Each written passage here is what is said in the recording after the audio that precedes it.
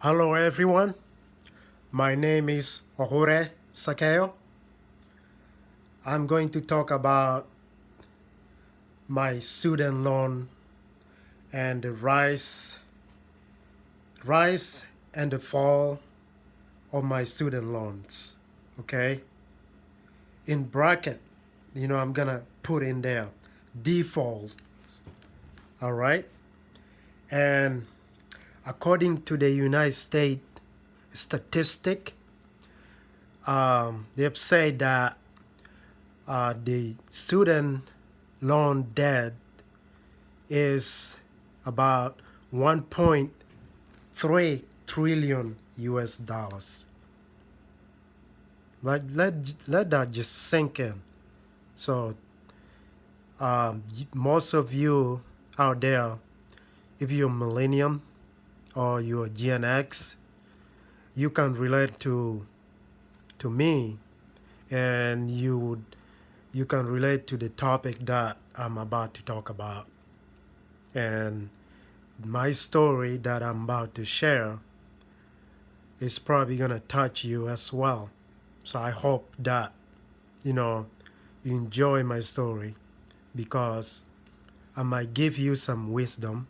I might give you some ideas and how to deal with your situation of your student loan default, because I already went through it.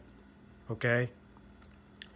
As in the year of 2010, I graduated high school and I went to college, and my plan was to go for a couple years to get my associate of science, in which I did.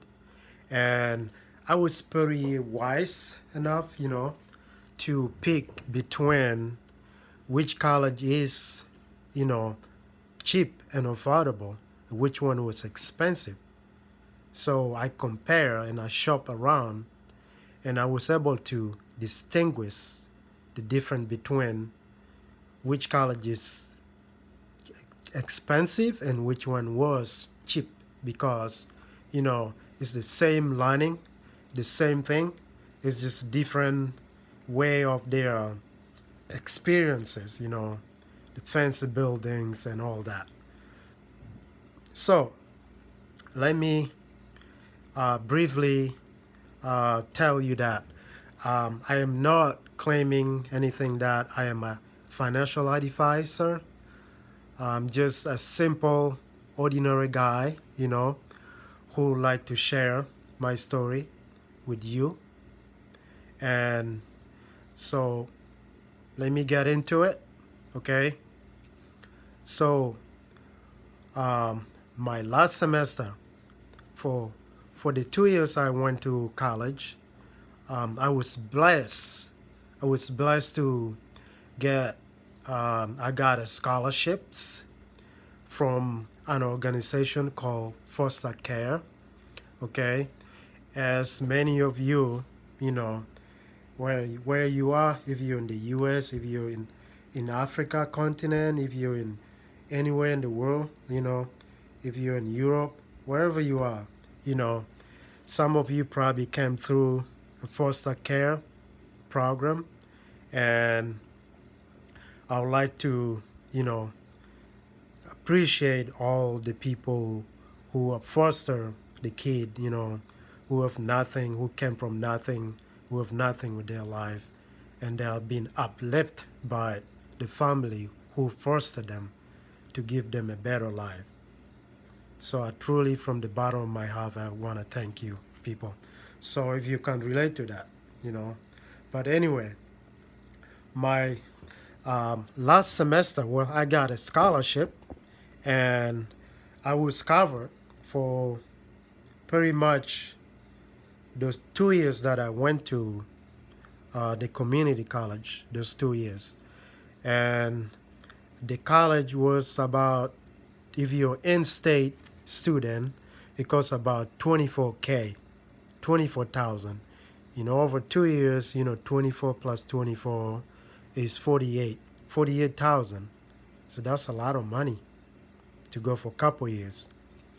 But anyway, and I was pretty athletic. So, and I compete at a national level. So I ran cross country. You know, some of you might be runners.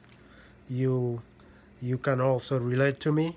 I ran cross country and track, and I was phenomenal. You know, I was good. So I traveled. I went many places. I went to many states, and you know, it was a blessing for me. And so my last semester, I borrowed $4,000 US dollars, and I was given a choice to choose between. There's two type of loans, by the way. There's unsubsidized loan and subsidized loans.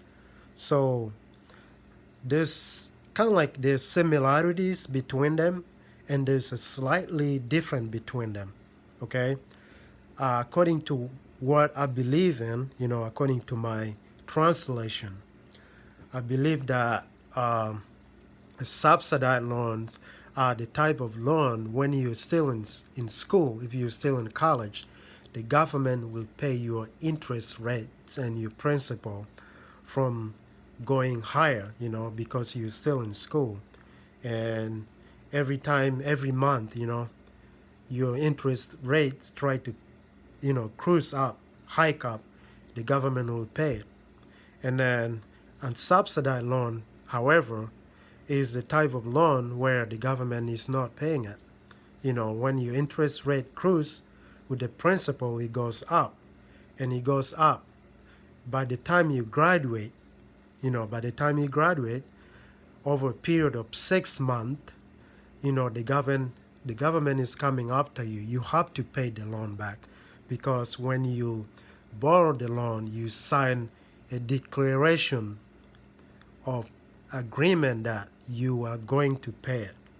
And that's no forgiveness. When you got a student loan, it's for life. That's, you know, the worst part of it. But anyways, so I signed my life. I didn't even know what I was doing. You know, the financial person just told me that, here, this is what you're getting. How much you want? I was like, I want 4K. And it was like, okay, you know, did you choose between unsubsidized or subsidized? I was like, I'm going with that. It sounds good.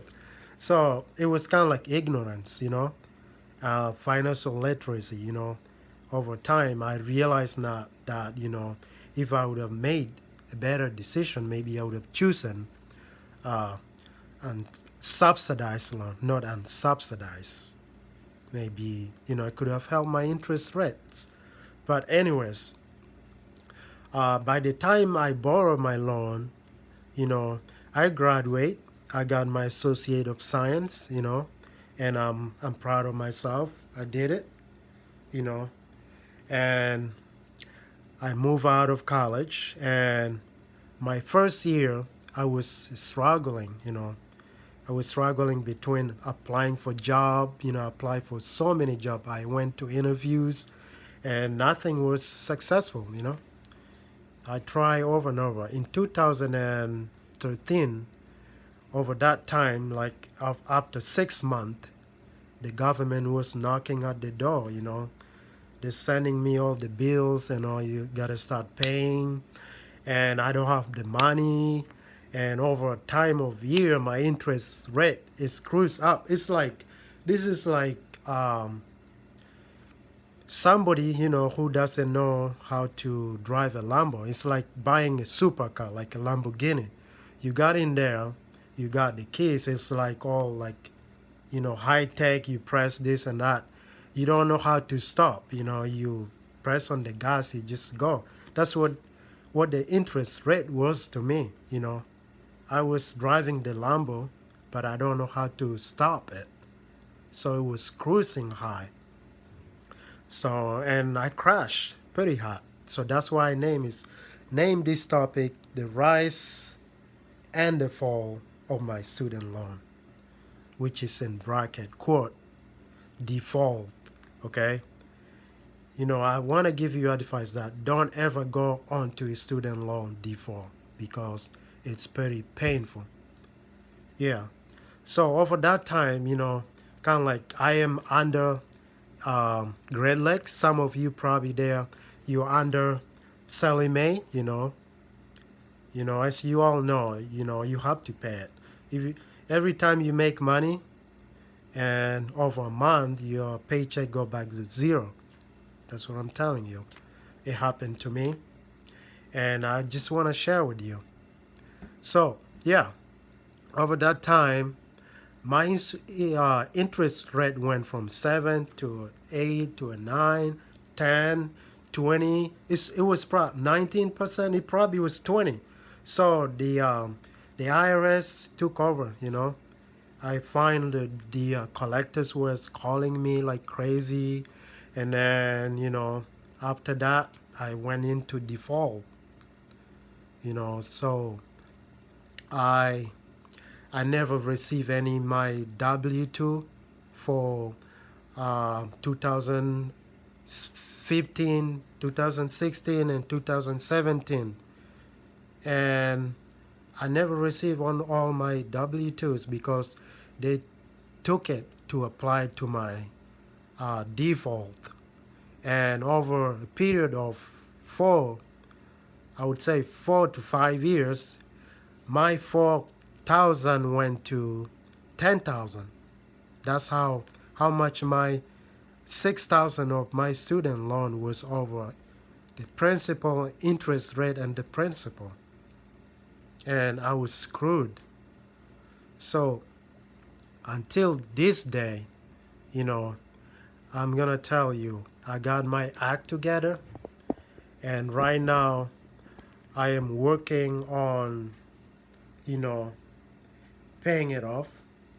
And, I would just like to share with you. Some of you probably went through what I went through, and getting into default is not fun. It's very complicated. And I advise some of you that you should never go into student loan default because it will mess your credits, and you could probably never get your W-2. Like I worked for 3 years and all the money goes. And my next topic is going to be how I got my act together and how I tackle my student loan default and how I am paying it, and I'm going to explain all of it to you. And stay tuned, and I'll be coming up with a new topic, and I hope you enjoy my stories, and thank you, and have a great night.